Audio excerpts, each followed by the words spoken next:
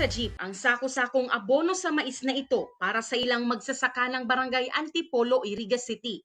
Ang 46 anyos na si Nanay Lenny, masayang uuwi dahil nakatanggap siya ng isang sakong abono na magagamit niya sa halos kalahating ektarya niyang taniman ng mais. Dako lang tabang man, dako lang minus po ang tain hindi na mahal po ba kaya ang abono. Papasalamat pa ako tanatawan akong kaya pang abono, dako lang man po atong tabang kanamo. Nagbakal po nga ni ako sa fertilizer, inabot sa lampas 3,000. Malaking tulong umano ito sa kanila, lalo pat ang pagbabuy and sell ng agricultural products ang pangunahing hanap buhay ng kanyang pamilya. Ang programa kasabay pa ng Rehabilitation and Recovery Program ng pamahalaang panlungsod ng Iriga at ng City Agriculture Office. Nag-distribute kita kaining urea as in complete fertilizer para sa rehab program, Cancun program digdi po sa Iriga, na kung saan ang mga beneficiaries iyo po itong naapektuhan kan tulong typhoons, Typhoon Rolly, Typhoon Quinta, siring man po ang Typhoon Ulysses. Isa sa may pinakamalawak na corn area sa probinsya ang lungsod ng Iriga.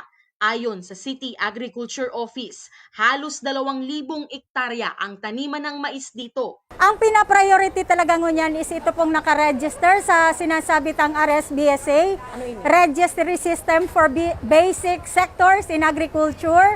So ini po sa ining program kang national government wherein ang sa tuyang mga farmers is talagang dapat maka-enroll sa sinasabing National Master List kang sa tuyang nasyon. Ang sarong farmer is nakakuaning sarong bag na fertilizer. Kung babakalon gurano ini? Ay kung babakalon po 1,150.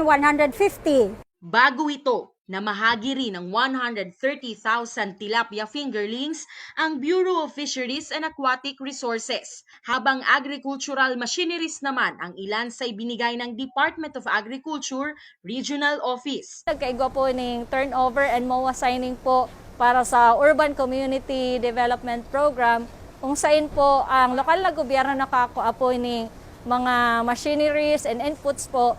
Ang LGU po mismo, more than 900,000 ang amount. Ang gusto po kang project na ito is magkaigwa ng community garden sa tulong barangay po sa Niño Jesus, San Rafael, and Santa Maria. Samantala, 240 magsasaka ang nabigyan ng corn fertilizer.